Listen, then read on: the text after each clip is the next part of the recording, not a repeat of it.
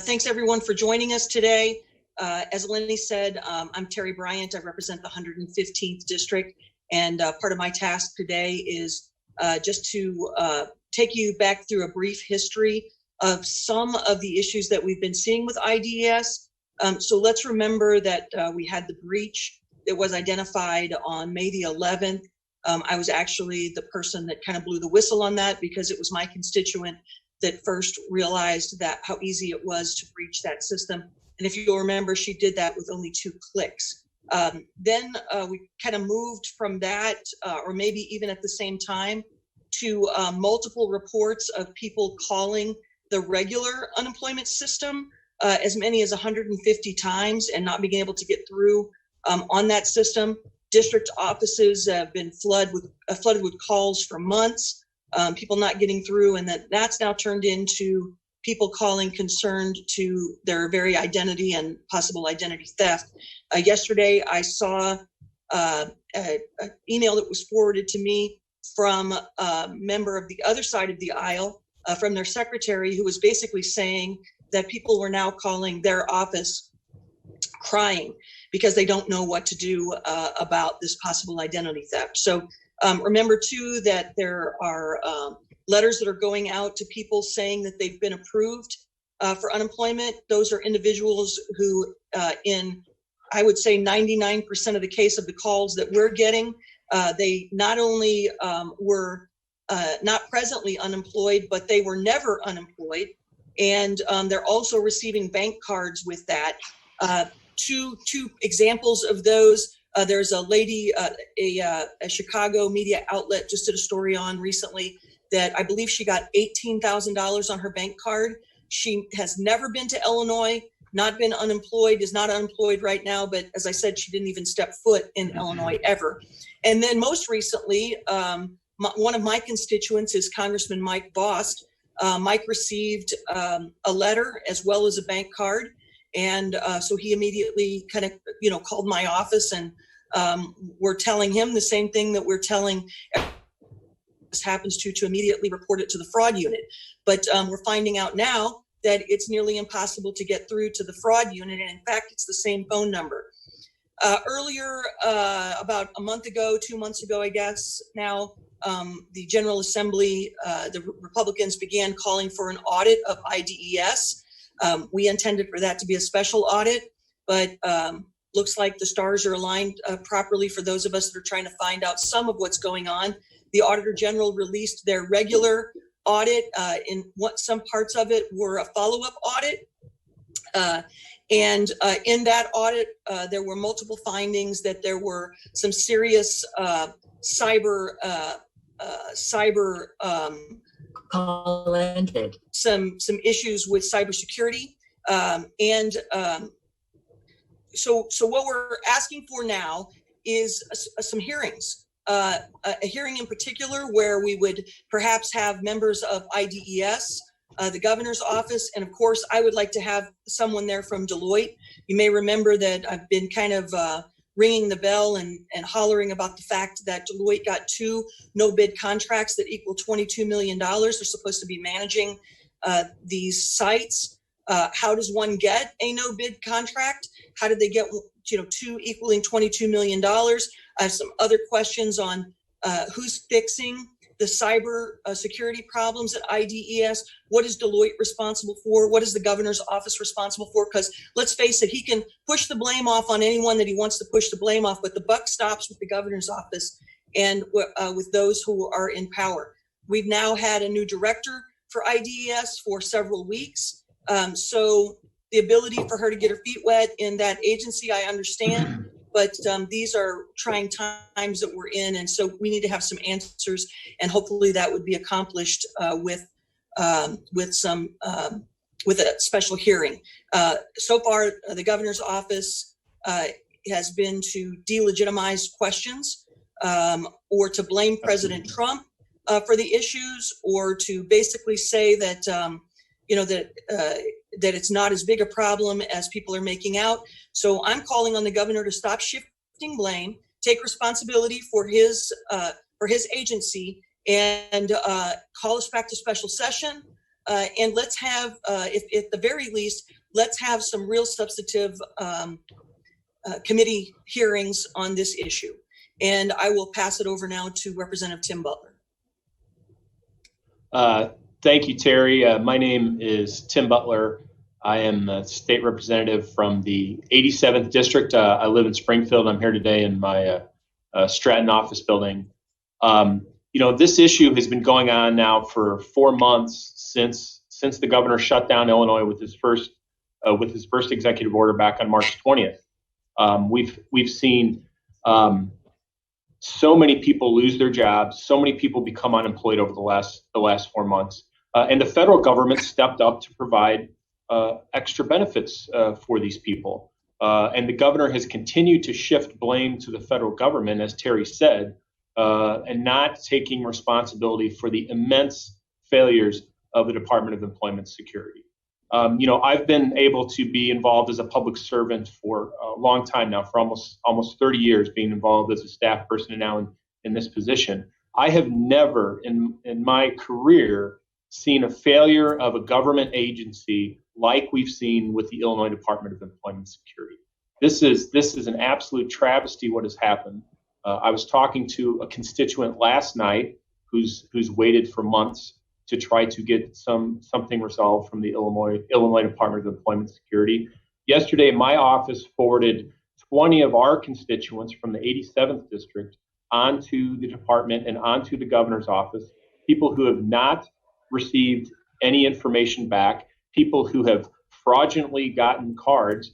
In fact, what is really disheartening is I have the list of people that are sent over that have contacted my office. One person who got a card wrongly, who is not due benefits, who did not apply for unemployment benefits, and the next person in line has been certified and hasn't gotten their benefits yet.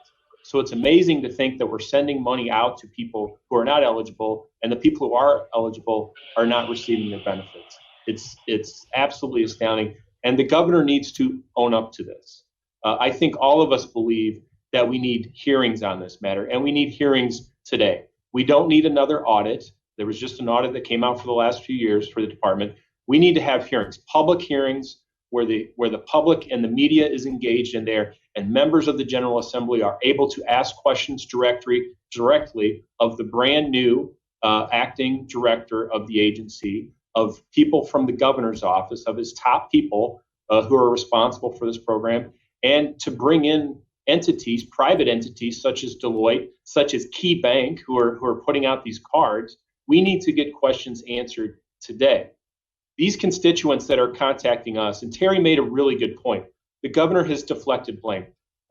Previously, when the House Republicans have brought up these issues, the spokesman for the governor said, we're showing political favoritism to people by forwarding names on to try to get them ahead in line. That's BS. That's absolute BS. My constituents in the 87th District are also the same constituents for the governor, and he needs to understand that.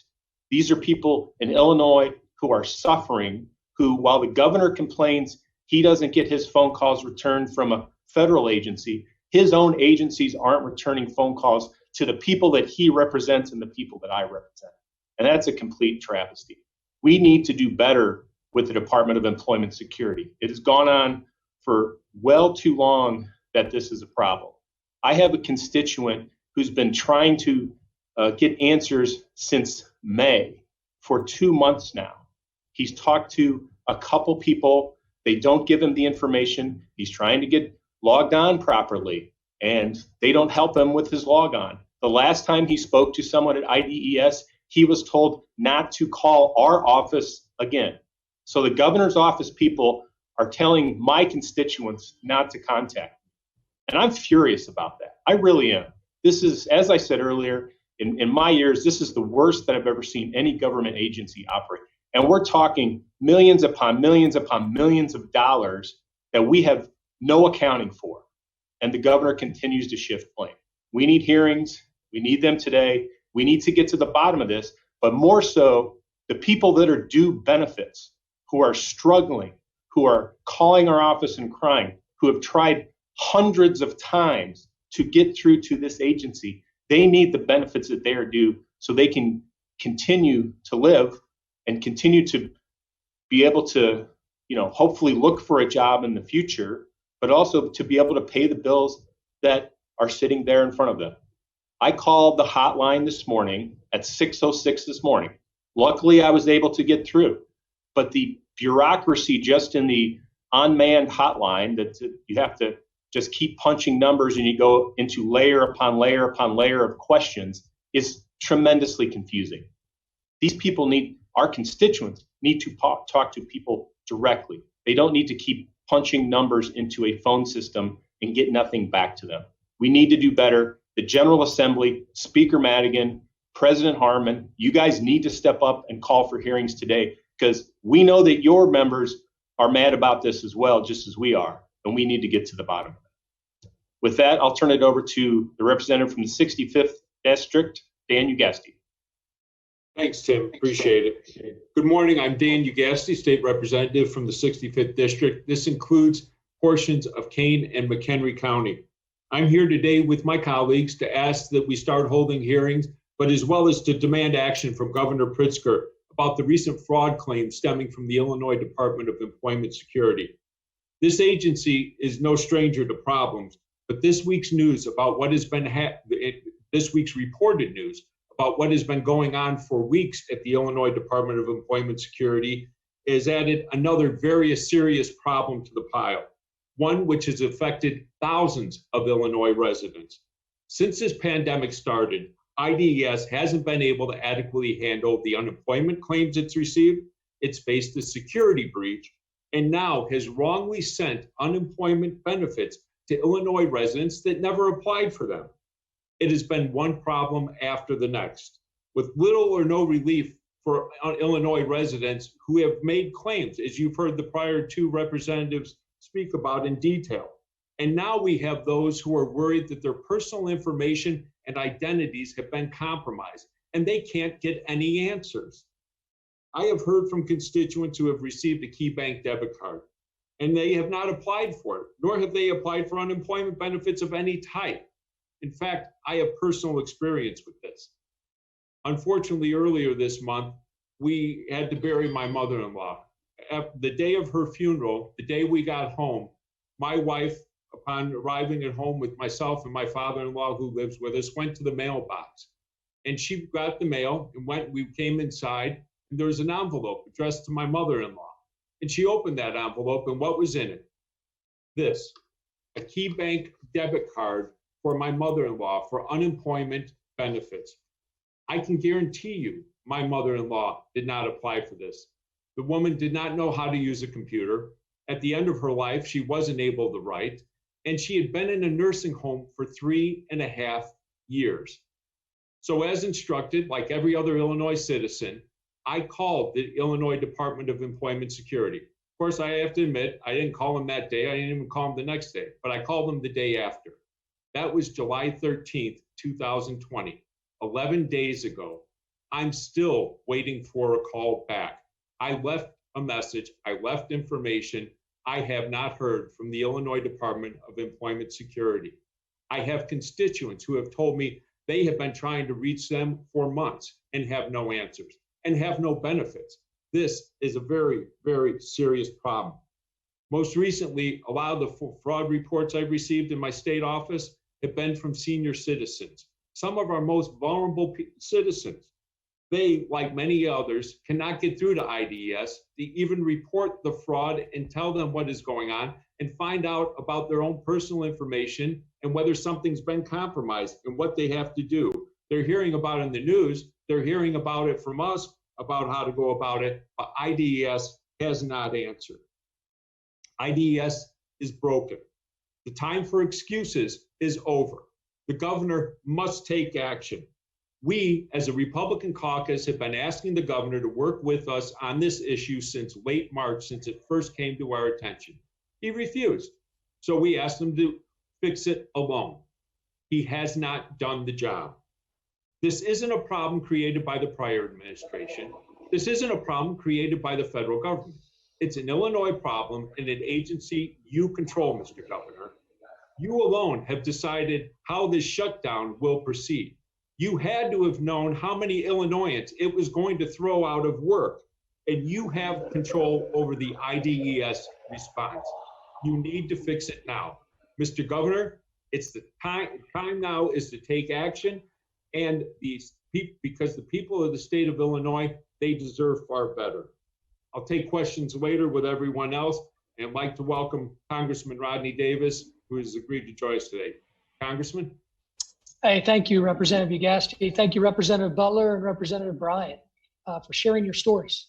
And those are real people that are contacting your offices. In many cases, we get those same people contacting our office, and we'll immediately send them to their state legislator, because the state legislators ought to be able to have the ability to positively affect an outcome with the state agency for their constituents. The frustration that I've heard from my friends, these three legislators, is extra frustrating to somebody like me, a federal official who actually voted to ensure that states like Illinois would be able to get much needed unemployment benefits to our citizens, to the people we all represent. When we put together bipartisan legislation like the CARES Act and put together extended unemployment benefits because of this pandemic, we expect our states to be able to implement those policies and get those dollars and those benefits to those who are qualified and to those who need them the most. I can tell you, since March and April, many calls I took early on in this pandemic were from the self-employed, who we at the federal level gave eligibility to get unemployment benefits to that they hadn't had before. But it took months after even states like New York, West Virginia, and Louisiana implemented policies and programs to help their self-employed to be able to get Illinois self-employed businesses the benefits that they deserve. And it is, again, extra frustrating for somebody like me to hear what is happening in each of these legislators' districts to their constituents. And I also stand with them.